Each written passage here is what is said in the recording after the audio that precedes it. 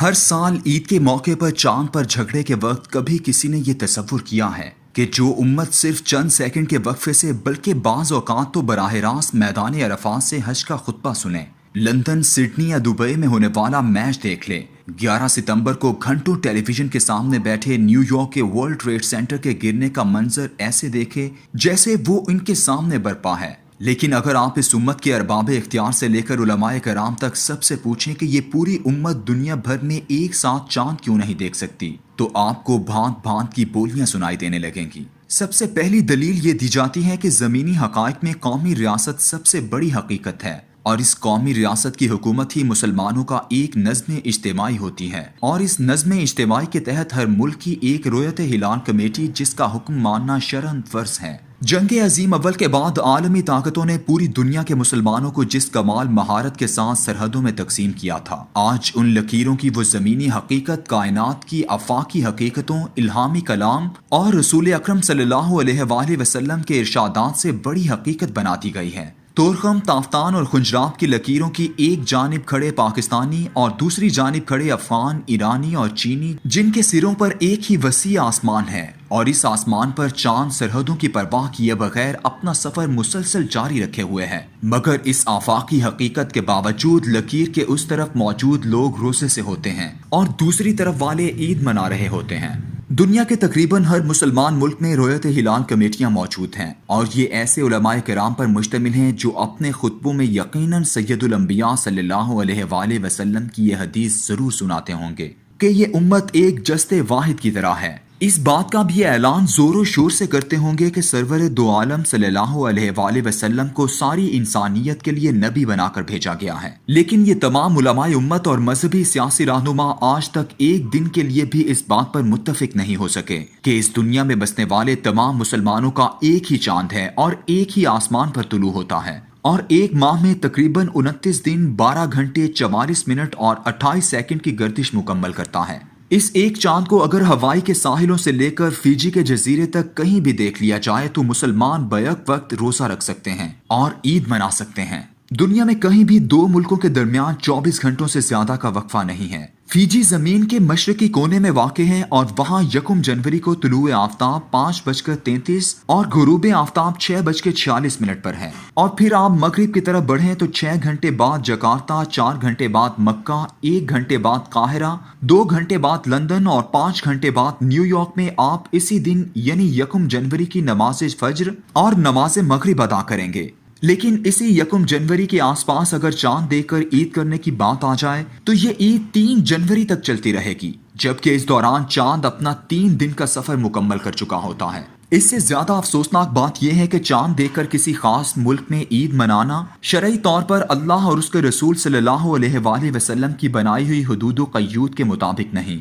بلکہ عالمی طاقتوں کی کھینچی ہوئی حدود و قیود اور سرحدوں کے مطابق ہے۔ 1971 سے پہلے اگر چٹاگانگ یا ڈھاکہ میں چاند نظر آ جاتا تھا تو گوادر اور پشاور والے بھی ان کے ساتھ عید کرتے تھے، لیکن اگر یہ رویت ہلال کمیٹی کے اراکین سے سوال کریں کہ کیا بنگلہ دیش والے ہمارے ساتھ عید کر سکتے ہیں تو وہ کہیں گے کہ بنگلہ دیش کا مطلع الگ ہے اور ہمارا مطلع الگ۔ روس زمین کے شمال میں واقع ایک وسیع ملک ہے جس میں 11 ٹائم زون آتے ہیں۔ روس میں مسلمانوں کی ایک کثیر تعداد موجود ہے۔ اس روس کے 11 ٹائم زون ہیں جن میں رہنے والے مسلمان ایک ہی دن عید کرتے ہیں۔ چونکہ روس کی ایک عالمی سرحد ہے اس لیے ایسا ہوتا ہے۔ اس کے مقابلے میں 57 اسلامی ممالک بھی ویسے ہی 11 ٹائم زون میں واقع ہیں، جو مراکش سے برونائی تک کا علاقہ ہے، لیکن یہاں تو اردن اور شام کی سرحدوں پر اور ایران و عراق کی سرحدوں پر بھی علیحدہ علیحدہ عیدیں منائی جاتی ہیں، اس لیے کہ ان کی 57 عالمی سرحدیں بنا دی گئی ہیں۔ اگر یہ روس کی طرح ایک ہی ملک ہوتے تو ایک عید مناتے۔ میں سمجھتا تھا کہ اس پوری امت میں اختلافات شاید پاکستان میں ہی ہیں، لیکن 2007 کا رمضان مجھے ایران میں گزارنے کا موقع ملا۔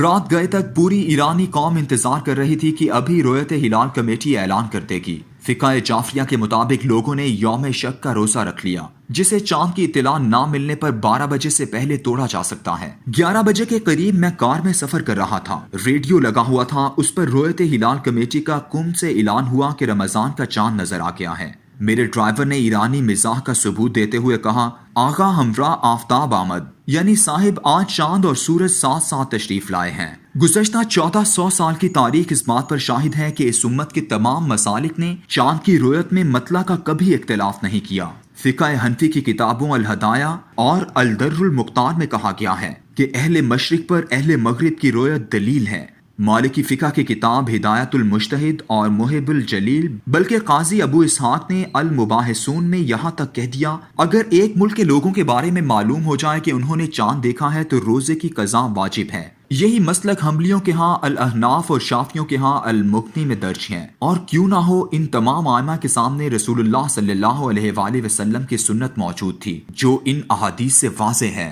ایک اعرابی رسول اکرم صلی اللہ علیہ وآلہ وسلم کے پاس آیا اور کہا کہ میں نے چاند دیکھا ہے۔ آپ صلی اللہ علیہ وآلہ وسلم نے پوچھا، تو گواہی دیتا ہے کہ اللہ کے سوا کوئی معبود نہیں اور محمد صلی اللہ علیہ وآلہ وسلم اس کے رسول ہیں؟ اس نے کہا ہاں۔ آپ صلی اللہ علیہ وآلہ وسلم نے فرمایا، بلال اعلان کر دو کل روزہ رکھیں۔ ترمذی، سنن ابن داؤد۔ اس سے زیادہ واضح بات اس حدیث میں ہے، لوگ عید کے چاند میں اختلاف کرنے لگے کہ دو اعرابی آئے، انہوں نے اللہ کے رسول صلی اللہ علیہ وآلہ وسلم کے روبرو اللہ کو گواہ بنا کر کہا کہ کل رات انہوں نے چاند دیکھا ہے، تو نبی اکرم صلی اللہ علیہ وآلہ وسلم نے حکم دیا کہ روزہ توڑ دیں۔ ان دونوں احادیث میں نہ کہیں فاصلے کا ذکر ہے اور نہ ہی حدود و قیود کا۔ آج اگر مراکش کے ساحل پر جہاں چاند پہلے طلوع ہوتا ہے، اگر چند مسلمان جو پارسا اور پرہیزگار بھی ہوں، وہ اگر چاند دیکھ لیں اور صرف چند گھنٹے کی فلائٹ لے کر رویت ہلال کمیٹی کے سامنے آ کر گواہی دیں، جو اس وقت کراچی میں چھت پر کھڑی دوربین لگا کر چاند دیکھ رہی ہو، تو کیا یہ رویت ہلال کمیٹی والے اعلان کر دیں گے کہ کل روزہ رکھو؟ یا اگر وہ عید کے روز لیٹ ہو جائیں تو اعلان کریں گے کہ مسلمانوں روزہ توڑ دو؟